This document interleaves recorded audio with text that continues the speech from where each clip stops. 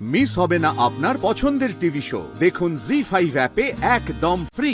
সত্যি মিস্টার সেন, আপনি খুব লাকি এরকম একজনকে স্ত্রী হিসাবে পেয়েছেন।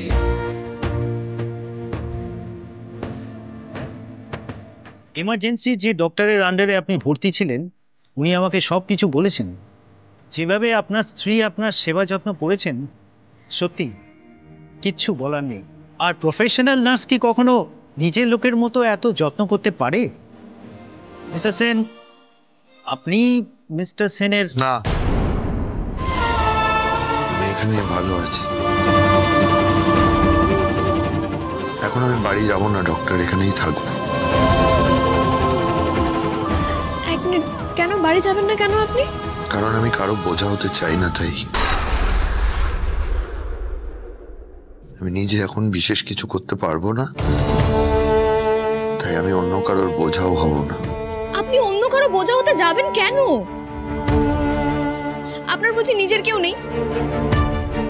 আমি না হয় আপনার কেউ নই, কিন্তু আপনার বাবা মা, আপনার ভাই বোন, পুপুল, আপনার নিজের মেয়ে, তারা বুঝি আপনার নিজের কেউ নয়?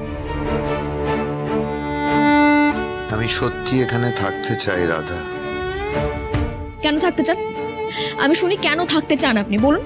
কি হলো, চুপ করে বসে আছেন কেন? বলুন কেন থাকতে চান? কারণ আমি তোমার বোঝা হতে চাই না রাধা। বাবা, বাবা, পুপুল, পুপুল শোনো, তোমার বাবা কি বলছে। তোমার বাবা বাড়ি যেতে চাইছেন না। কেন যাবে না বাবা? কেন যাবে না বাড়ি? আমি তো তোমাকে নিতে এসেছি। এই দেখো বাবা, আমি তোমার জন্য ওয়েলকাম হোম এঁকে এনেছি। মা তাই নাকি? দেখি দেখি দেখি। ওরে বাপ, এই দেখো আমার মেয়ে কেমন এঁকেছে। খুব মিষ্টি হয়েছে, থ্যাংক ইউ। আসলে আমি ভাবছিলাম কি আর কয়েকদিন এখানে থেকে যাই, তারপরে বাড়ি ফিরবো। কিন্তু দাদা ভাই, হসপিটাল থেকে তো তোমাকে ডিসচার্জ করে দিয়েছে, তাই না ডাক্তারবাবু? হ্যাঁ, এখন উনি মোটামুটি সুস্থ। হ্যাঁ, কিন্তু আমি আসলে পুরোপুরি সুস্থ হয়েই বাড়ি ফিরতে চাই। এইভাবে বাড়ি ফিরতে চাই না। বর্দা ভাই, একদম বাজে কথা বলবি না। তুই আমাদের সাথে বাড়ি যাবি, ব্যাস। বাবা, তুমি বাড়ি চলো, না হলে আমি এখানেই তোমার কাছে থাকবো।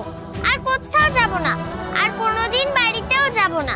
সারা জীবন আমি হসপিটালে পেশেন্ট হয়ে থাকবো। সব কথা বলে না মা, বলতে নেই। তাহলে তুমি কেন বাড়ি যাবে না বলছো? বলো, কেন বলছো?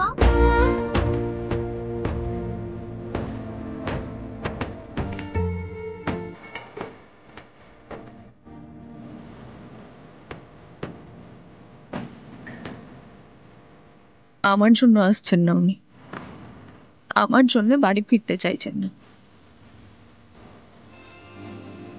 তাতে আমার কেন এত কষ্ট হচ্ছে?